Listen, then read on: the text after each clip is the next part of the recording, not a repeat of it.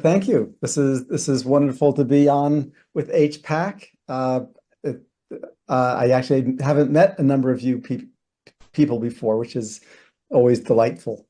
So for people on the recording and you who don't know me yet, I'm Peter Fiekowsky, and I founded the field of climate restoration. And by training, I'm a physicist from MIT. I I'm an entrepreneur here in Silicon Valley with a software business in semiconductor manufacturing, which I don't do much in anymore. And I have 27 patents, and been working as a volunteer really the last 30, 40 years for poverty reduction, hunger, and then over the last 12 years to restore the climate. And I live in Silicon Valley, and I founded about 4 or 5 different nonprofits relevant to different aspects of restoring the climate. And so, the way I got into this field was many decades ago, I decided that my mission in life is to leave a world that we're proud of to our children. And at the time, it seemed like the hardest problem to deal with was global poverty and hunger. And so I had spent my volunteer time doing that, and was fortunate to work with a group which was instrumental in making sure that children around the world got vaccinated, and we got the funding through Congress to do that back in the 80s.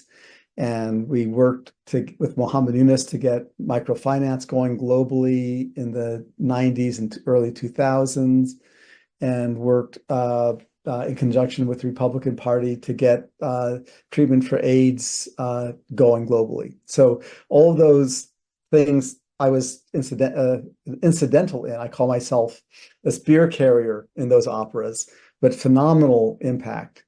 And I learned that you can actually change the world if you don't try too hard.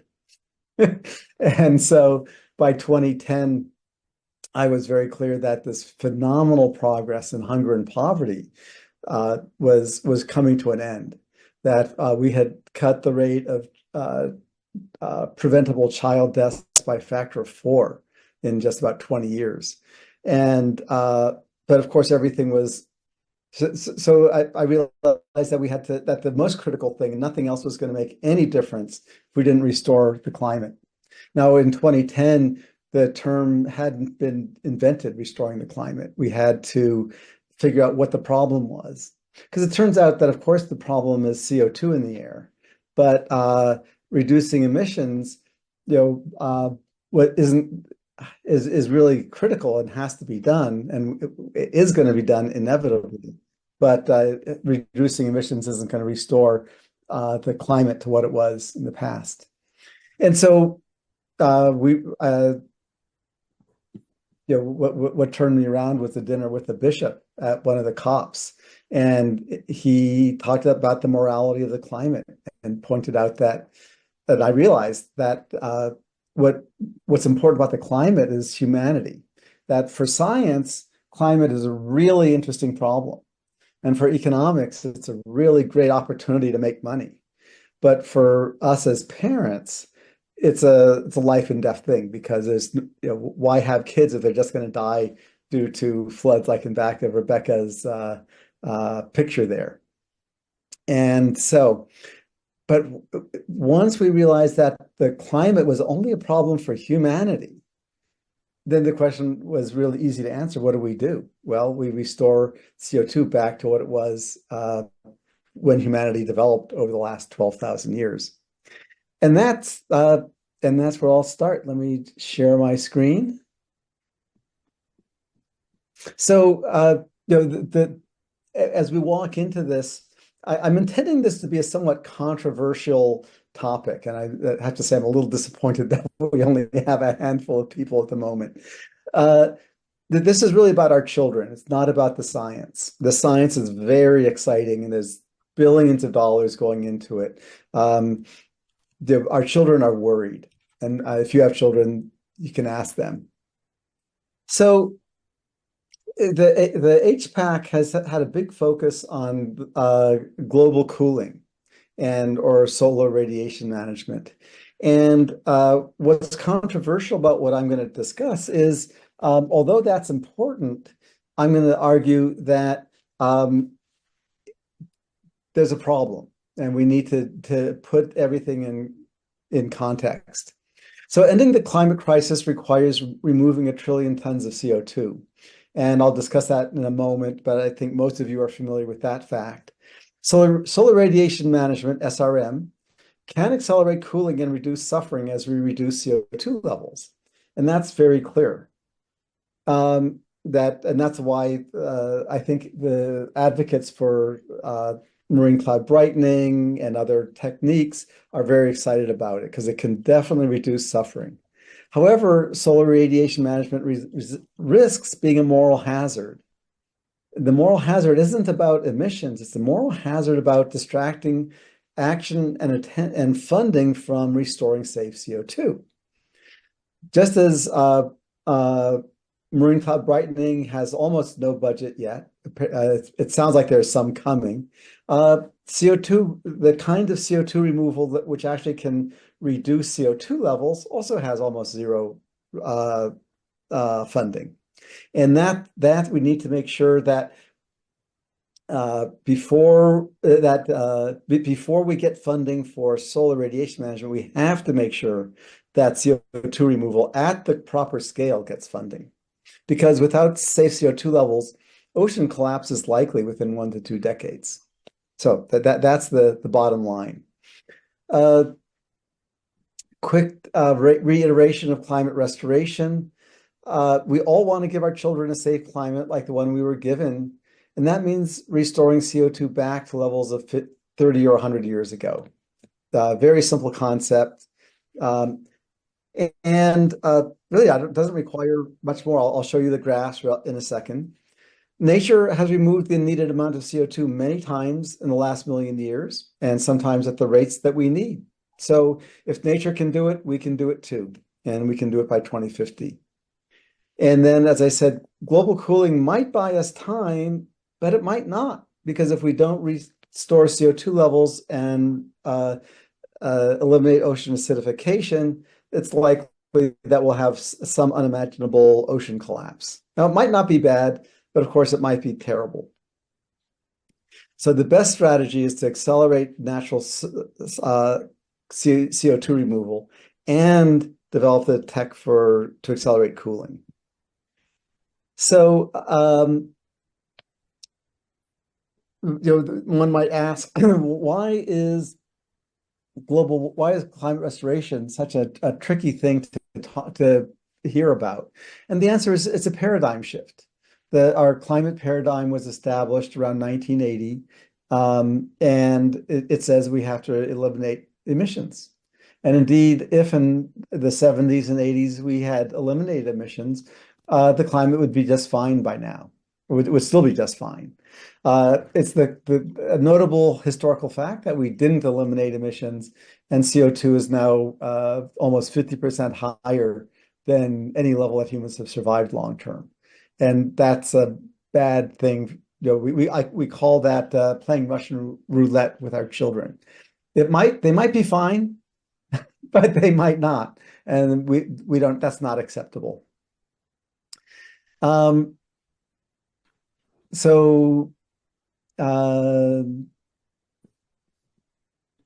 Let's see.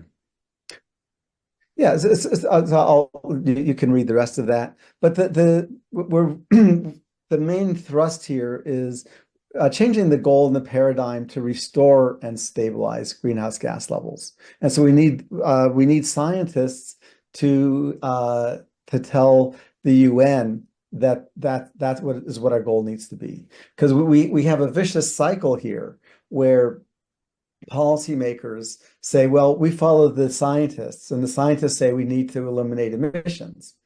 The scientists say, well, I'm not a policymaker, and the policymaker says to reduce emissions. And then the policymaker says, well, I'm not a scientist, but the scientist says we have to eliminate emissions. And no one ever thinks about the fact that that's not enough to ensure our children survive. So I think most of us have seen this graph. This is from Jim Hansen last year, and it really demonstrates the correlation between temperature and CO2. Now, we all know that in our hearts, but if you read the literature, you'll hear people talking about clouds and methane and ozone and sulfates, and you would think that it's too complicated to understand. But if you look at the last 800,000 years, you'll see that the lower temperatures correlate with lower CO2. If you want to reduce temperatures, reduce CO2. Yes, other things might work. We know that volcanoes will cool the planet for a year or year and a half. It probably would last a long time, but probably is not the way we deal with our kids. We do know that long-term CO2 is the way to go. And you want to have backup solutions like solar radiation management. I love this graph because this is telling us where we want to go. This is home. Over the last 10, 12,000 years, CO2 has been around 280, 270, 280. And this is where agriculture developed, Moses, Jesus, and so on. This is where we want to go back to. Whenever you're doing a project that you want to succeed, you need to be very clear what success looks like. If I want to get into college, I picture that acceptance letter from the college.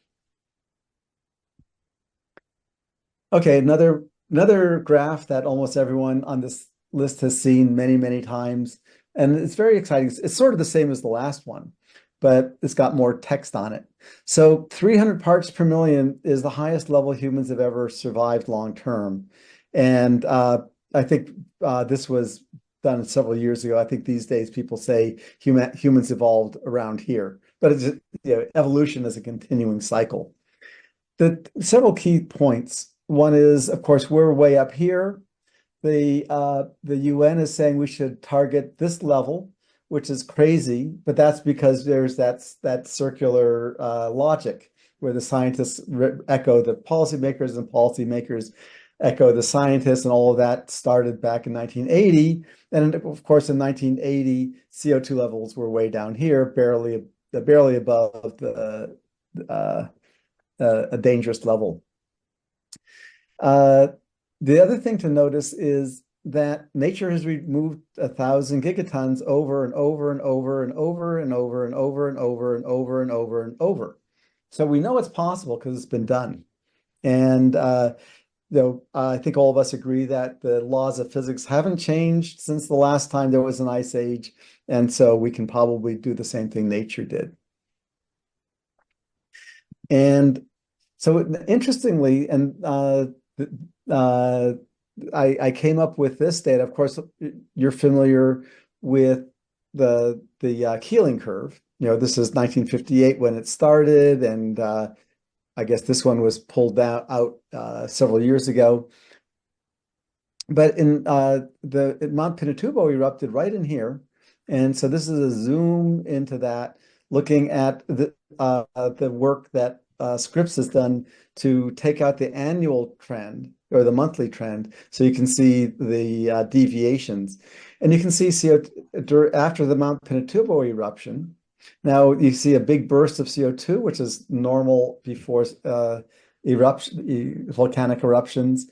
And you see a reduction in CO2 after that.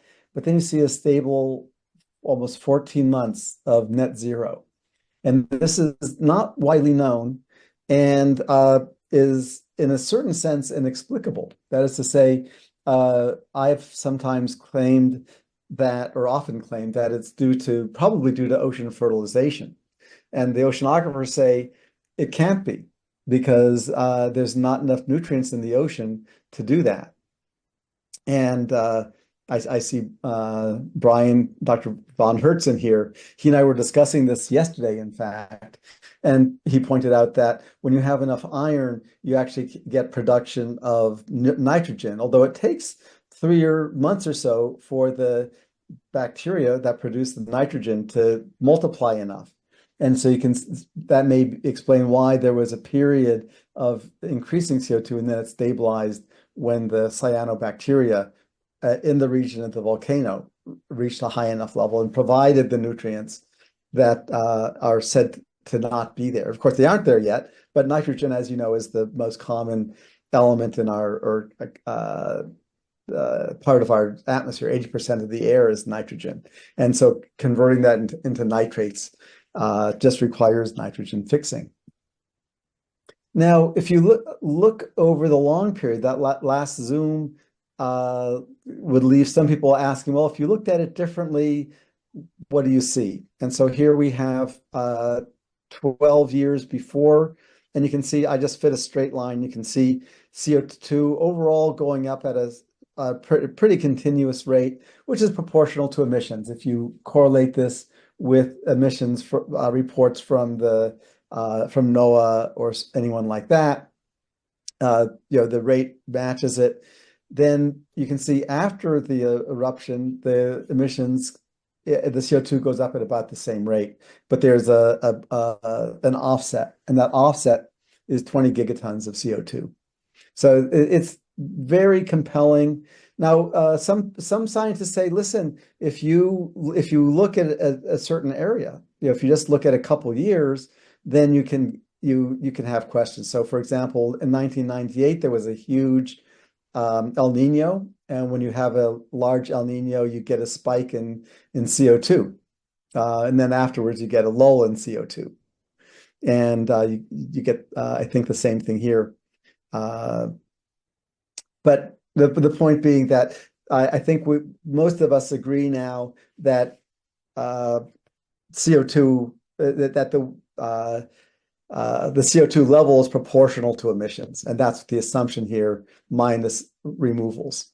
And so it's very profound, because 20 gigatons per year is 5 times more than oceanographers claim that ocean fertilization can do. So something happened, and it's the way we say it now is it's not conventional ocean fertilization by definition, because by definition, conventional ocean fertilization is limited to 4 gigatons per year. So this is something else other than conventional fertilization. We need to know what it is, but whatever it is, it's definitely reproducible. Now, the benefit of removing CO2. So Shannon Fiume did this modeling for us a few years ago, and she took the MAGIC program that the IPCC uses, and you may recognize this as just their standard output. And she took this top gray line is the best pathway from the 2013 IPCC report. This one is the best output from the 2017, I think, IPCC report. And then this dotted line, of course, is restoration. And so she just simply set the parameters to get us to 300 parts per million by 2050. And so this isn't a model of what would happen if. This is, if you want to get this result, how do you do it? And the answer is, she just what worked, given the ocean modeling and so on, was removing 60 gigatons per year. And then she set it to remove 30 gigatons per year through the end of the decade, end of the century. So here we've got the CO2 level. And as I was saying before my computer went out, before my Wi-Fi went out, that you can see, probably like orient myself my little phone here. You can see that with the climate restoration, CO2 gets to 300 by 2050 and temperature gets to 0. And that was the design of it. And then this allows us to ask the question, how do we get 60 gigatons of CO2 out per year? Because that's what allows this performance.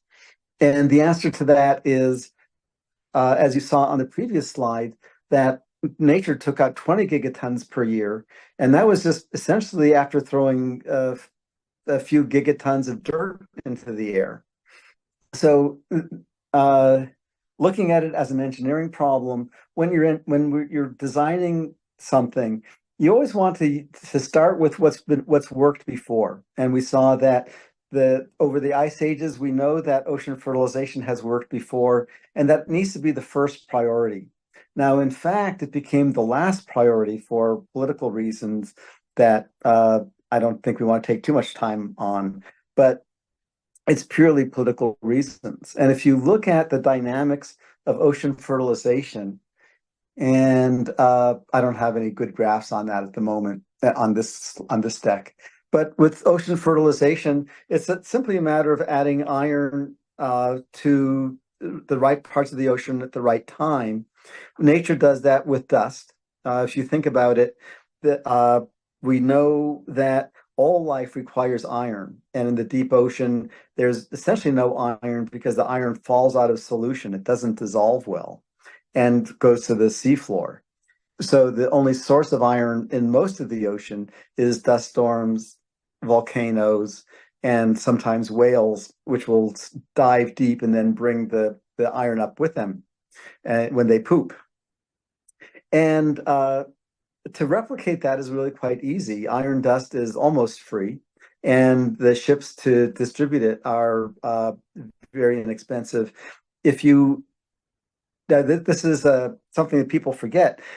If you leave out the cost of measuring carbon in the various steps, measuring oxygen, measuring all the other things that the scientists need to measure to make a believable report, if your goal is just to do what nature did and restore CO2, then it comes out to about a penny per ton of CO2 removed. And that's something we can afford. The numbers on that is for each American, it's about a penny a day.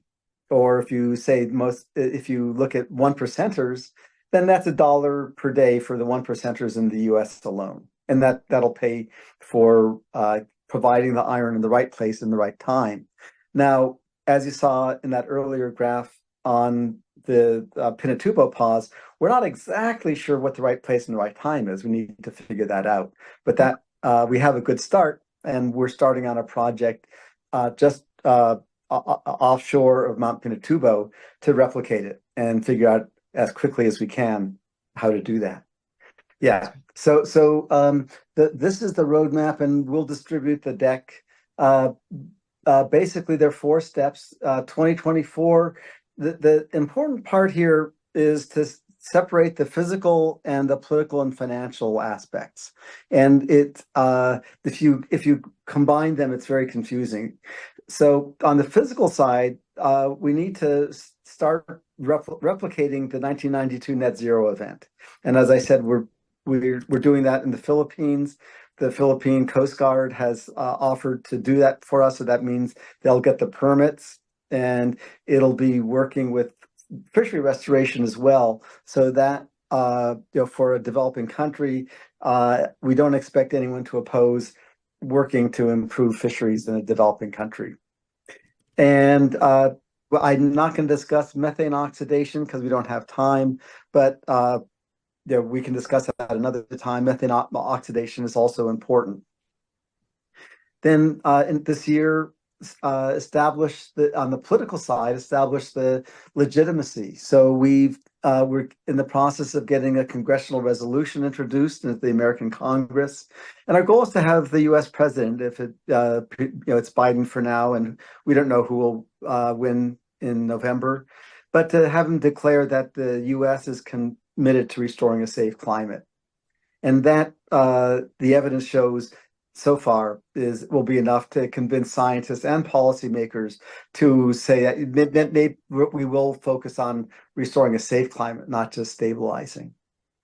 By 2026, it's about scaling and engaging. And so we can scale the CO2 removal to the 1992 level. In 92, it was about 500 kilometer region that was affected. And that's not too, we're starting with 100-kilometer diameter. So it's not a huge scale up, but you do it slowly to make sure there aren't any surprising side effects and it's optimized. And then also in the next 2 years, will be building up the funding. And it's important to realize the funding is not likely to come from governments. Governments do not have a stake in the well-being of unborn generations. We as parents do, but governments don't. And so the funding, the fundamental funding, the basis of the funding has to be from parents and grandparents. And we've created a grandparents fund to start that process up. I'm expecting there'll be other funding similarly.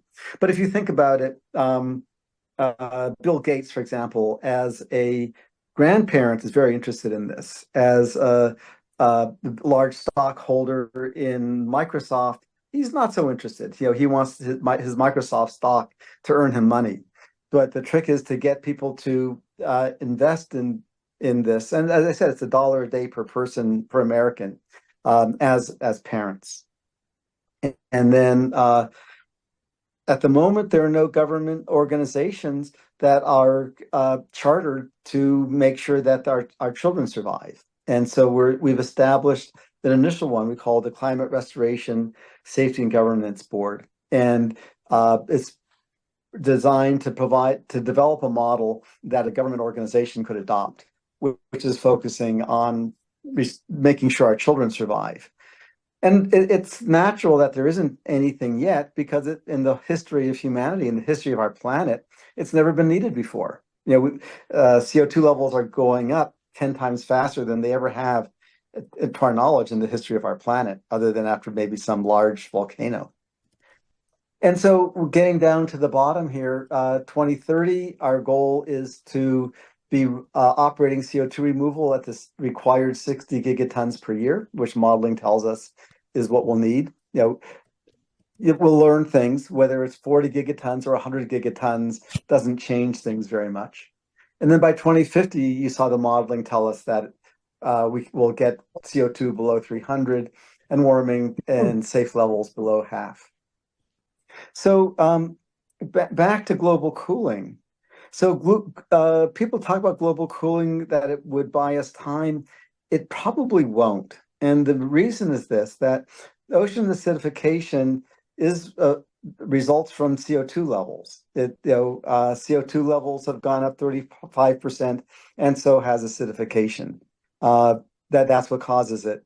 And so until we reduce CO2 levels, we won't reduce acidification. And it's already been found that a lot of fisheries are beginning to collapse because of the acidification. That shellfish more and more can't grow because the acid level is too high in the ocean. So I'm going to skip the rest of this for the moment. Well, the other aspect of global cooling, which is risky, is it needs to be pursued. There's no question about that, but it's risky. Whereas we know that CO2 can be removed quickly, and so we want to make sure that there's funding going to CO2 removal with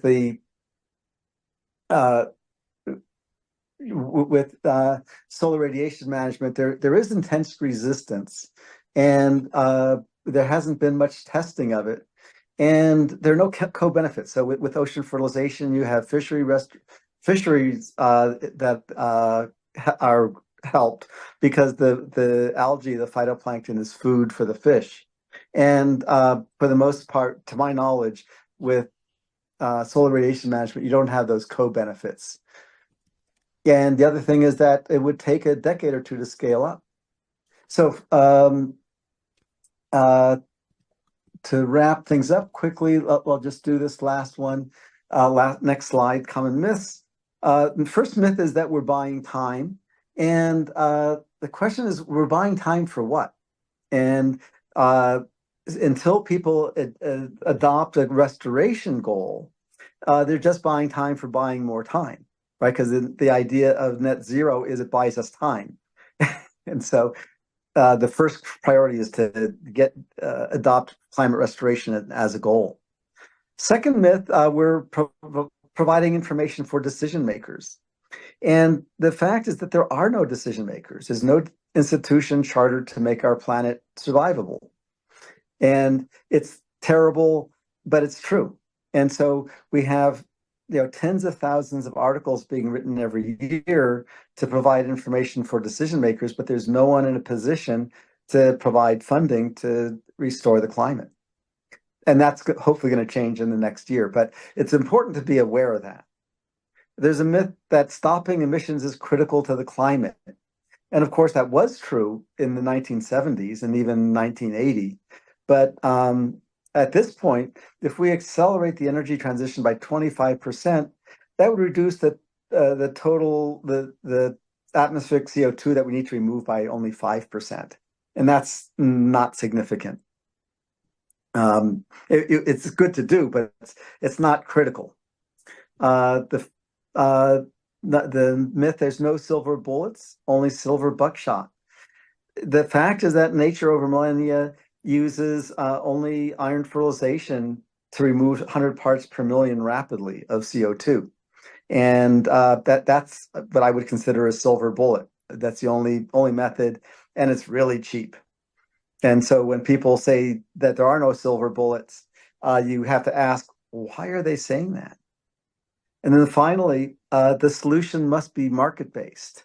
This is the last one that I had got out of myself because I'm a Silicon Valley entrepreneur. But the problem is that the market cares about investors. And so any company is going to make sure they make a profit. The company doesn't have children. The owners might. So with that, I'll end. And again, let's just zip up to slide 3. Whoops. That's the right one. Yeah. And global cooling is best used alongside CO2 restoration. And we'll skip the other slides for now. Okay, and we'll take questions. Go up to 3. Thanks so much, Peter. What we'll do is I will moderate. If people want to put up their hands, please, via the chat, the raise hand function, or if for some reason you're on an iPhone and you can't do that, if you wave your hand, I'll see it, and we'll try and do it in order. And we're very fortunate. We've got some real technical wizards, I'll just call them that, or scientific experts in Brian and Mike, and I'm sure Carole and yourself as well.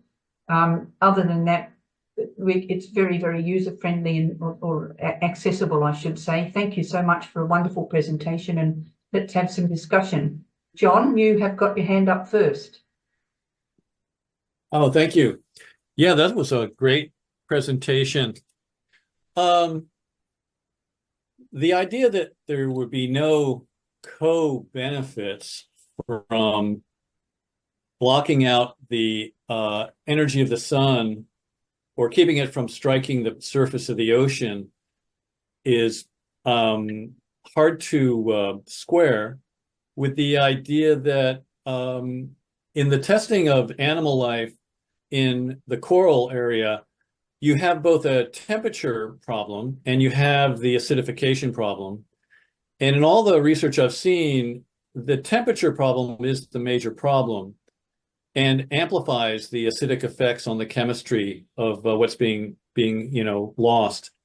So if we were to interrupt the arrival of, let's say, 1.5 watts per meter square incoming energy to the surface of the ocean, and we started the surface to cool, or at least not heat as quickly, the co-benefits are massive. And just the one I've mentioned is just one of many co-benefits. If the glaciers stop melting or slow down, then we have more reflective surfaces to send back more energy. Forests wouldn't be as hot. and therefore their soils wouldn't dry out as quickly and they wouldn't burn as easily. So the co-benefits of interrupting the extra energy arrival to the surface is vast, I think. And so I think the no co-benefits thing might be something you want to look at. Yeah. So that's a very good point. What you're saying is that there are a lot of benefits to restoring the climate, and of cooling the climate, and of course that's true. The thing to remember is that most of the populace believes the UN, right? The UN says our goal is to reduce emissions, and so insofar the UN doesn't say anything about reduce. Well, it tells people that our goal is to reduce emissions, and so if you're going to do something that doesn't reduce emissions, such as ocean fertilization or solar radiation management, then it's wise to have a co-benefit. So with ocean fertilization, the co-benefit is fisheries.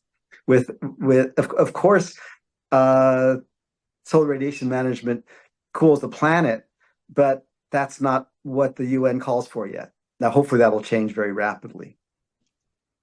Right? The UN calls for reducing emissions. Anyway, that's the point, is that the people who are going to argue against solar radiation management, they say it's a false solution because it does not reduce emissions. That's all. Right. It's politics. But this is your presentation, and you've put up the word no co-benefits. That makes you a proponent of no co-benefits in your own presentation. I'll leave it to the UN to. I'll change it. Well, Thanks. you know what you could do, Peter, because obviously this is a hugely interesting thing to those people who are, I'm in the Re-Brighton group, as you know, and you could say perception of no co-benefits, because it's all about the community acceptance. But anyway, Yes. Thank you for the discussion. Beautiful. Mike is next. Oh, thanks. Well, Peter, very interesting. I guess I'll say first, I disagree with most of your comments on SRM, but I want to talk about your proposal itself. So it's interesting what you say about El Chichon. That's kind of basic to what you're proposing. Are there other volcanic eruptions that show that? Is sort of one part of the question I have. It doesn't look like El Chichon had a similar effect. Now that was a different kind of volcanic eruption, but it was low latitude. And so I'd be interested in your comment on that, but also one of the other very interesting pauses in the rise in the CO2 concentration that shows in the ice core records is that during World War II, the CO2 concentration hardly rose at all. It's kind of intriguing why, and I know a number of others have tried to figure out what that might be, because if you can really stall a CO2 concentration through the World War II, how in the world did that happen? And I'm not sure there's agreement on it, but one of the very interesting things that happened, and it may have happened in earlier history as well in various times, is that basically lots of farmers went to fight as soldiers. That's what happens in war. You take the poor and the farmers off the field and you send them into war. And so the farms are now not tended, and they tend to regrow and pull a lot of carbon out. And so I guess I'm wondering, there are explanations about Pinatubo, whether that was also an effect on land growth of vegetation due to more light getting down below the canopy from the diffuse light and stuff. How can we be really convinced that it's the ocean that's doing these things? I should say the other earlier one that was interesting was the invasion of the Americas when the Spanish came in, and all the a whole bunch of native people died of smallpox and everything like that.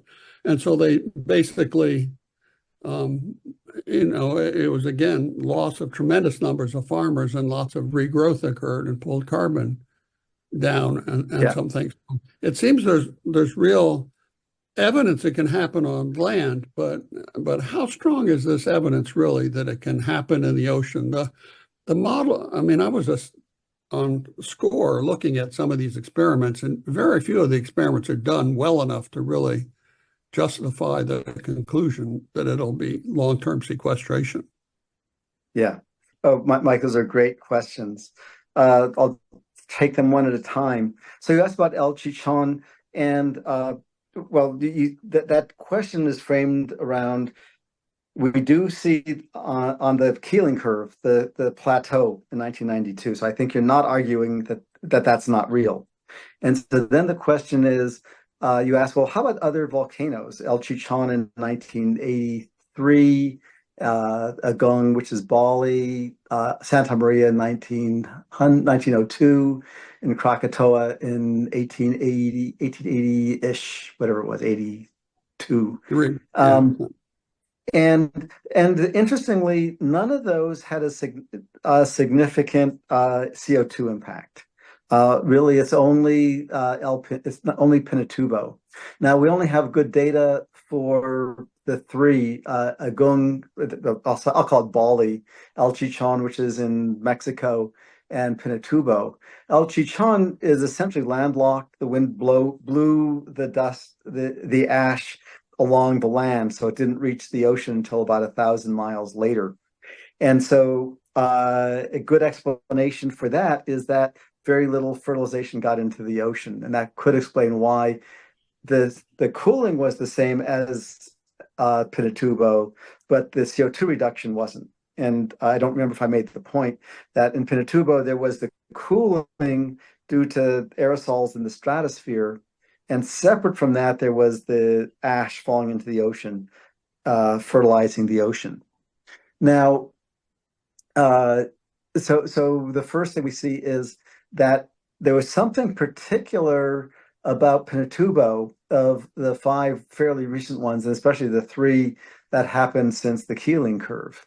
And the thing that I found that seems most likely is that it was in the ocean, and it was it was on an island with a downwelling eddy. That most of the ash fell into a large downwelling eddy in the South China Sea.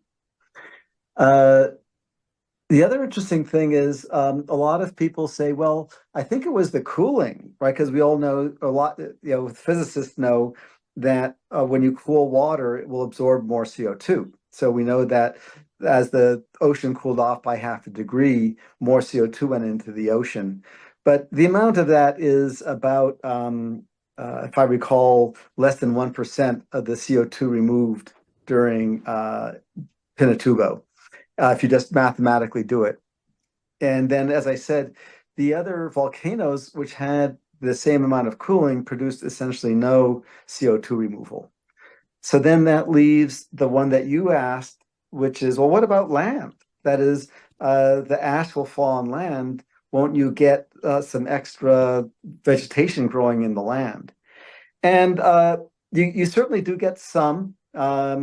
In the Philippines, the amount of fertilizer they use has gone down since the eruption, because there was minerals in the ash. But 2 things. One is if you calculate, and it's in my paper on the Pinatubo pause, if you calculate how much plant life needs to grow, basically the trees in the Philippine area would have to have increased in diameter by 1 foot in that year. And it's unlikely that it happened, because if it had, it would have been reported, and that was not reported, and would still be visible. And then, because you have to remember, this is planet ocean, not planet Earth. There's not that much land. And the amount of ash that fell as close as the Vietnam, the winds were blowing from Pinatubo to Vietnam. And in Vietnam, it was just, I forget the term that the reports used, but a very, very, very fine dusting. So those are the arguments, and there's more detail, of course. Oh, the final very important one is that, as you saw in the graph on the the multi-decade graph on the Pinatubo, it was a long-term removal, and most plant growth is annual. The leaves and the fruits and so on. Only a little bit of it goes into the trunks of trees and into the deep roots. And so it would have shown the other volcanoes, if it made a difference, it would have shown up as long-term. Okay, sorry, that's all. I hope that wasn't too long an answer for you. Then you asked about World War II, and that's a good question. I look forward to your answers. I was hoping you wouldn't say, I'm glad you didn't say, maybe we should just do World War III, because that would definitely end global warming. But let's not do that. Thanks, Peter. We'll move along to Brian. Greetings. I wanted to provide a quick response to Mike McCracken. There's been a lot of questions over the years about the duration of carbon removals in the surface ocean. What we've identified with our marine permaculture platforms are that we've identified sink rates for tropical seaweeds exceeding 1,000 meters per day, which gets us down to abyssal ocean water depths in a period of 1 to 4 days is our typical time scale. So it's very short, and there's a lot of export. And typically what happens is that seaweed gets eaten by benthic organisms and actually addresses some of the problems of reduced marine snow that's occurred and reduced biogenic inputs in the subtropical oceans over the past 6 decades. And so in the subtropics, at least, restoring that food supply is essential for those benthic ecosystems. Furthermore, those benthic communities eat the seaweed, turn it into carbon dioxide again. And that carbon dioxide reacts with marine sediments at depths ranging from 1,000 to 3,500 meters. And it converts calcium carbonate into calcium bicarbonate, which is dissolved and has a typical lifetime in the ocean of 100,000 years. So that appears to be a significant mechanism that will need to be scaled through some of the cultivation programs we're doing for macroalgae. It also applies to some extent to microalgae, but what's significant here is there's also a significant contribution to kelp forests, or from kelp forests, with outwelling and downwelling. They also contribute to this flux.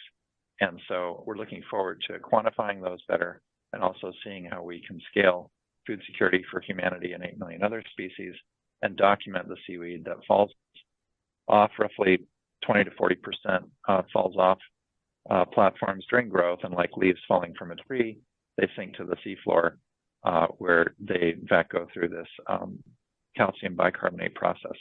So happy to go into more details, but just wanted to provide a quick analysis of some long-term sequestration potential with calcium bicarbonate through this natural biogenic process. Great, thank you. Pleasure. I might jump in, I think.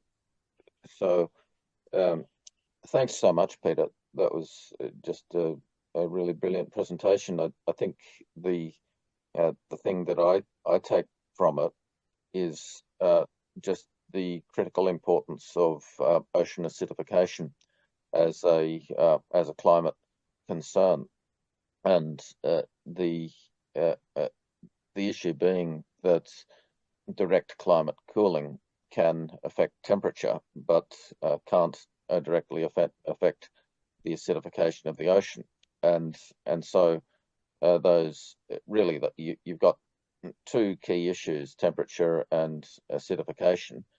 And the question that I've wondered about, and I just haven't seen a clear answer on, is the actual scale of the risk of acidification. And you're saying that it's a risk of ocean system collapse in coming decades, and really that does illustrate the extreme urgency of the carbon problem.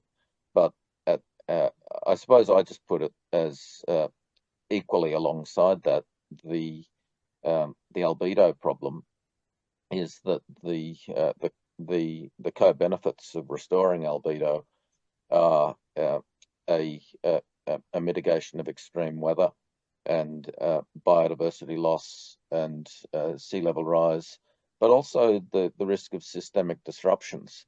And in particular, I think the role of cooling in preventing polar methane release is really significant, because if we don't do cooling, then we're at risk of these unknown tipping points just swamping all of our carbon efforts. So the two really need to go alongside. So thanks so much again. And if you have any reflections on those points, I'd appreciate it.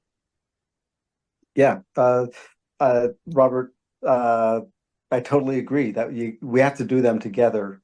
And yeah, not much else to say about that. In terms of acidification, in 2 years ago, in 2022, there was a collapse of the Alaska's snow crab.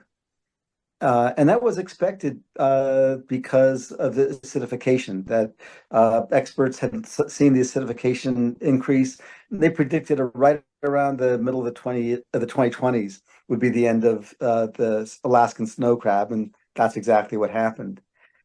And what's interesting is the scientific community looked at various causes of it, and I haven't published this anywhere, but if you just Google it, the 6 causes that they investigated, and I'll put this in my deck, is directed fishing. They checked bycatch and commercial trawls, cannibalism, predation from Pacific cod, disease, increased temperatures. They didn't even investigate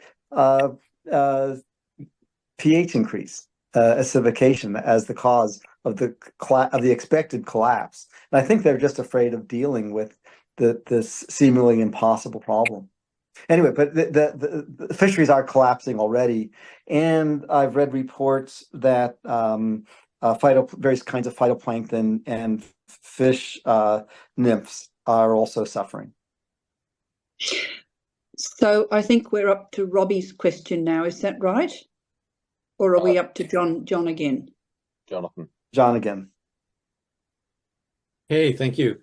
Did you look at the pandemic, and in 2020 for the year, there was estimated to be a 5.4% drop in human emissions of CO2. And during parts of the year, there was months where it was as high as 17%. Did you study it all to see if that affected the measurements of global CO2 concentrations from Hawaii, for instance, in order to get yourself an estimate of, well, what if we do something with the oceans that absorbs an amount equivalent to 5 or 15% of human emissions? How much might we see? Did you look at the pandemic at all? Yeah, the math is fairly simple, Jonathan. That the amount of CO2 in the air is the amount that's added minus the amount removed, and there wasn't much change in removals. And indeed, the rate of CO2 increase went up. It was 5% slower. So yeah, that confirmed what we would expect, that CO2 in the atmosphere is an accumulation of what's been emitted minus what's been removed. Was that your question? Sort of. I really had hoped to see a change in the Keeling curve, and putting up today's version of it is we don't see a lot of change if we go back to the 2020, 2021. If I zoom in on it, it's like, where's the change? So that change in emissions, that enforced reduction of human emissions by the shutdown of industry and transport, doesn't seem to show up in the graph anywhere. So one has to question, like you said in your talk, on one of your slide entries, you said, working on reducing emissions is not a really effective way to reduce temperature. And I think this graph, backs that up, that 5, 10, 20% reduction in emissions probably won't even show up in a measurable way. Yeah, that well said, Jonathan. Thank you. Yeah. The way I like to say it is reducing emissions, saying that reducing emissions is vital. It's sort of like saying eating breakfast and breathing are vital. Of course, they're vital, but you're going to keep on doing it. And reducing emissions is going to happen for sure, whether it's by conversion to electric vehicles and processes or by humans going extinct. Either way, we are going to reduce emissions. Thanks, Peter. I think we're up to Robbie. I would like to encourage the newcomers, if you've got any questions, please don't be shy. It's a great conversation. We've got about 19 minutes left. So at the end, Peter, or even Carole, will invite you to do a wrap up. But let's keep going with a question from Robbie. Mike was next. Mike, I'm sorry. I just wonder, Peter, if you could talk about what you expect would happen from this to fish life and marine life and sort of food productivity from putting so much iron in the ocean. I mean, would it create tremendous sources of marine protein for the world? Yes. You would. It's a great question. So you're asking if you do ocean fertilization at scale, how much would that improve fisheries? And it depends on doing it right. And there haven't been a lot of studies. In fact, there haven't really been any completed studies on how to use ocean fertilization to improve fisheries. It's intuitively obvious that if you feed fish, they'll grow faster. And the fishery industries, they talk about how fish are getting skinnier and fewer. So feeding them, of course, is going to help. The second perspective on that, Mike, is that Mont Pinatubo affected less than 0.1% of the ocean, and that gave us a 20 gigaton removal. If you do a crude extrapolation and say, well, we need to triple that amount of removal to get back to safe levels by 2050, then that comes up to about 1/3% of the ocean.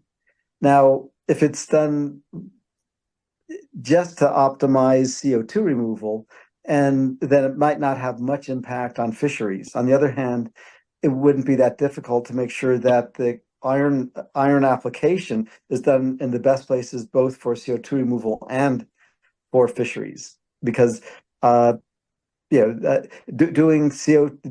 iron in the Southern Ocean, for example, is definitely good for CO2 removal, but there's not that much fishing done down there, as far as to my understanding. Whereas in the South China Sea with Vietnam and Indonesia and China and so on, there's a lot of fishing, and so improving, doing the iron fertilization there makes a big difference. Thanks, Peter. Robbie, I think it's your turn now. Peter, I'd like to explore the psychological and social barriers that you're experiencing in trying to get what seems to me a very simple message across. And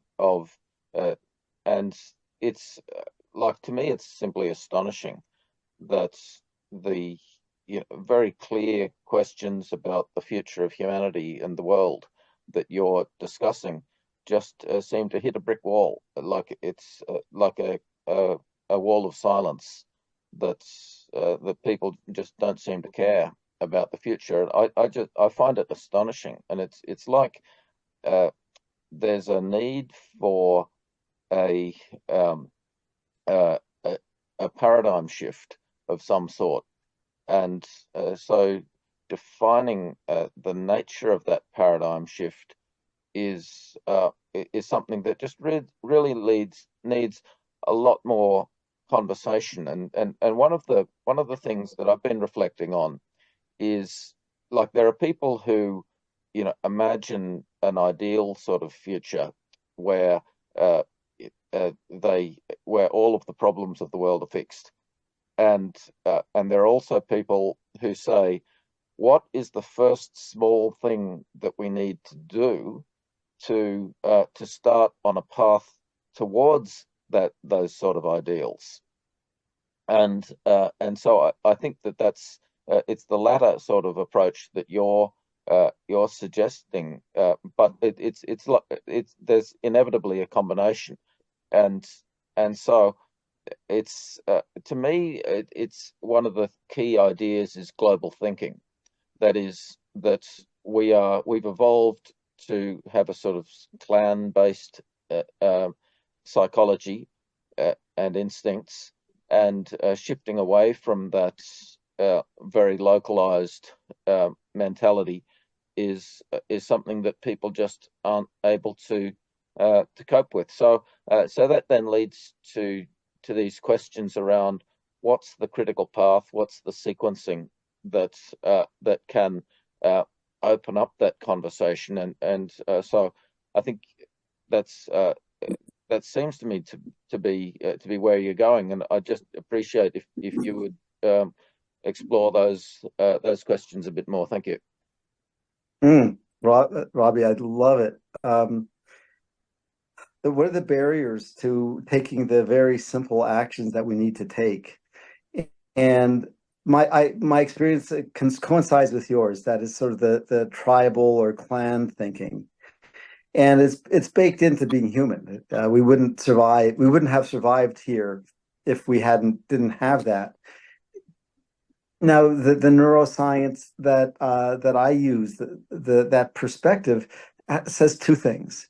One is that our actions are a function consistent with the future that we're expecting and that we're talking about.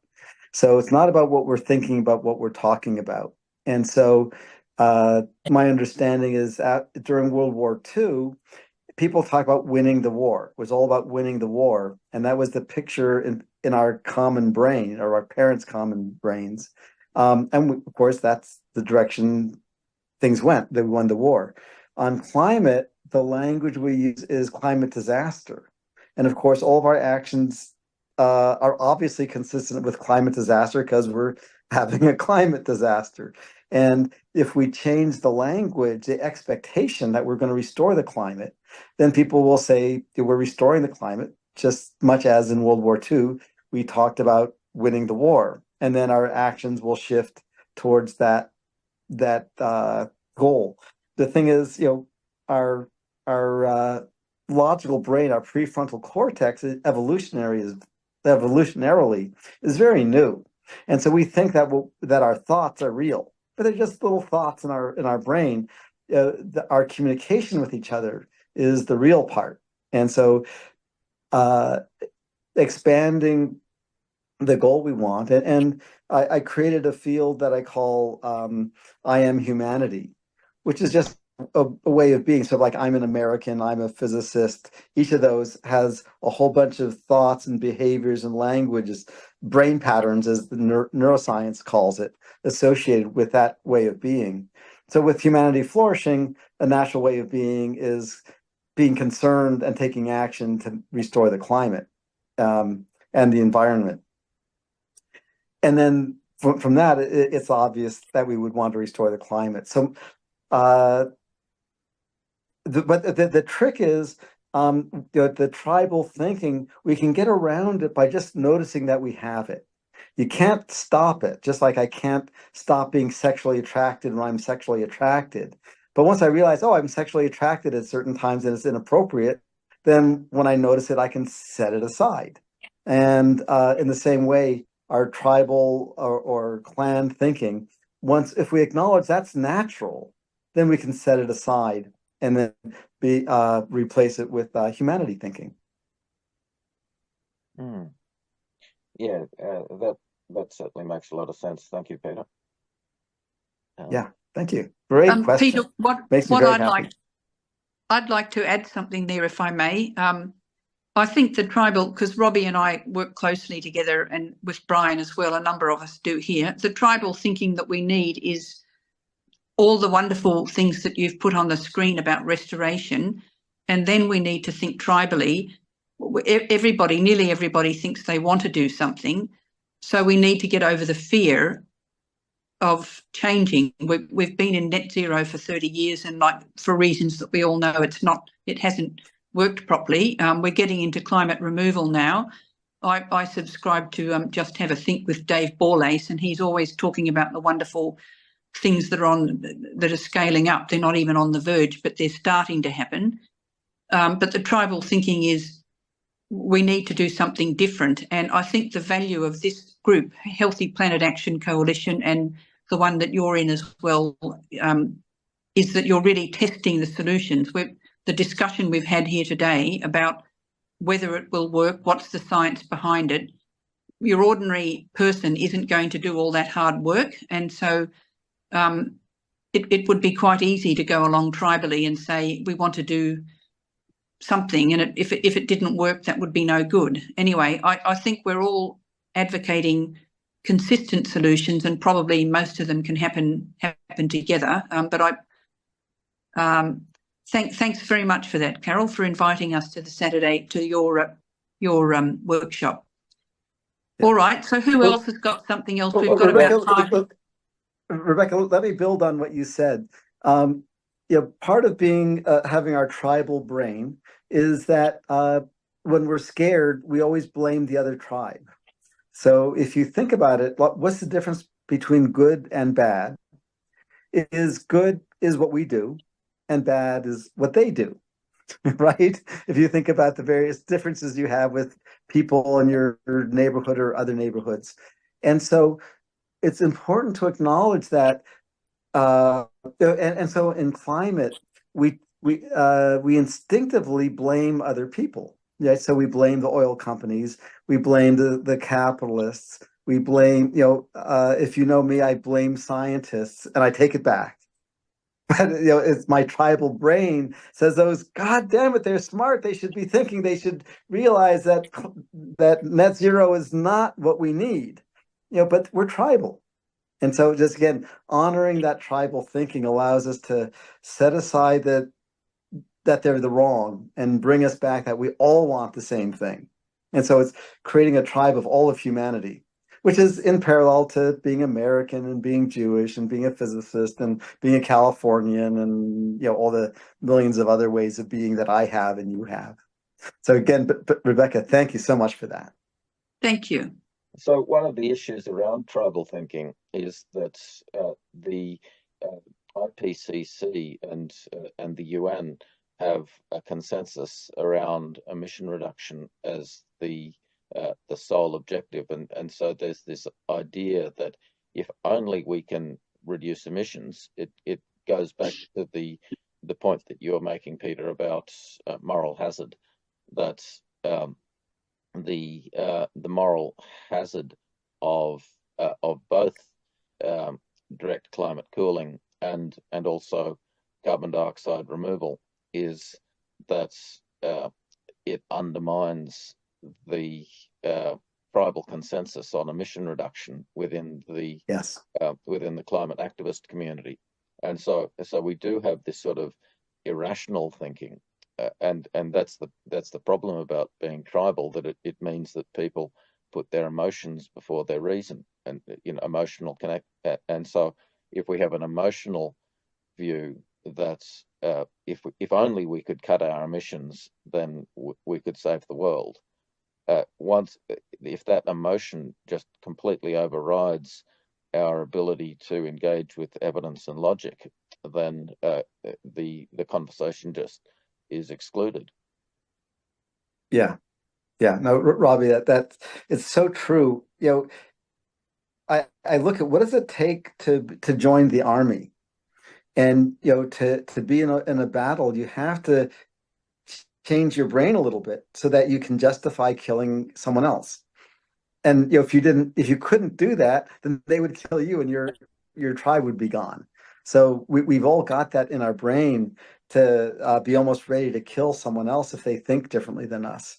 Now, when we own it, like, oh yeah, my brain is designed to want to kill that person. But once I realize that, it's like, okay, I'll set it aside and calm down, and then say, hey, let's work together on our common problem. But it's not. I don't think it's going to change. I think it's very hardwired, and we can acknowledge it and then set it aside. That tribal thinking, it's so automatic.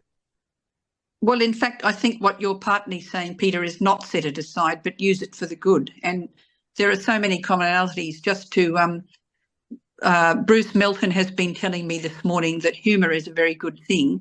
So we're moving in towards wrap up now. And I'd like to say that I'm of Irish background, Celtic, and my partner is Hungarian, and like there's very many overlaps. So they're different tribes, but we managed to synergize, and our daughter really loves Hungarian folk music. And anyway, let's keep building up commonalities between the tribes, or within and among as well.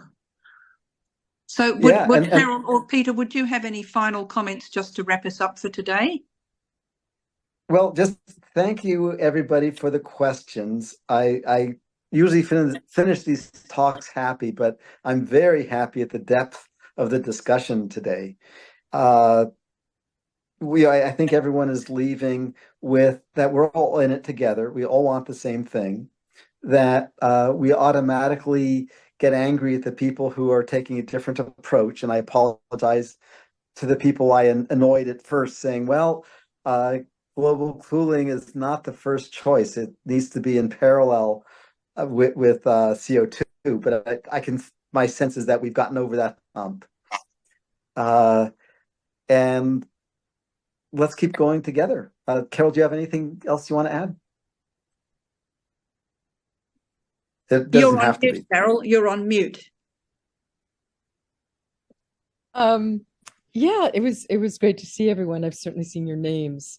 I would invite you to very, very warmly to come on Saturday, and also check out our blog on Substack, where we dive into some of these questions, like why haven't we ended the climate crisis yet? The ethical dilemma that's keeping us from doing that. I've added some links, and Robert, you really put your finger on it. We're always astonished that why is this so?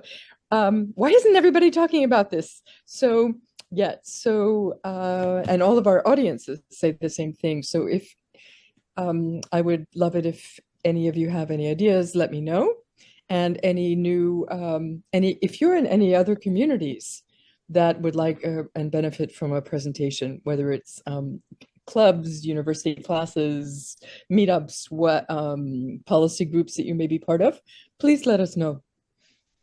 Very kind indeed, Carole. And organizing. Yeah, wonderful. So, Peter and Carole, you co-authored book. Could you just tell us a bit about your book? Yeah. So the book is Climate Restoration, the only future that will sustain the human race. So you can see it's looking at what's the future so that people can see the future. Now, the book was written 3 years ago. And in the book, we talk about what we call the big four solutions. Climate has gotten much worse in the last 4 years. And so now we're working exclusively on ocean fertilization, on getting the governance going, the Safety and Governance Board. I'm very excited about the new area of finance, of developing finance from grandparents, from parents, as opposed to trying to shoehorn the survival of humanity into corporations where corporations don't have children and the corporation just doesn't care.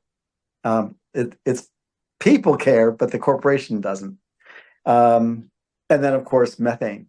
I think someone mentioned how important methane is, and just to take 40 seconds on that if you probably know that nature oxidizes methane. Methane has a half-life of about 8 years in the atmosphere, and so we know how to double the oxidation rate using iron chloride, which is one of the chemicals that nature uses.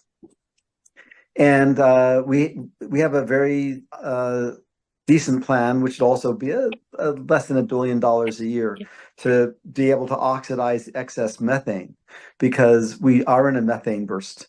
We're hoping hard that it won't be a serious methane burst, but given that temperatures are rising 10 times faster than in almost any recorded period, it might be a serious methane burst. And the methane oxidation will allow us to oxidize that methane globally before it causes a temperature spike, because it's the temperature spike that destroys and disrupts ecosystems. So that's the book. I recommend it. People who read it tell me it makes them very happy, that they find that they sleep much better, realizing that there's a pathway and people are working on it. And what I tell people is, those of us who have drunk the Kool-Aid and say, you know what, we are going to restore the climate, nothing's going to stop us. Right? Robbie, you and I have known each other for a lot of years. And I know that you're going to be here either until you die or until we get the job done. And it looks like we can get the job done by 2030. That is to say, get the CO2 falling at the rate we need by 2030.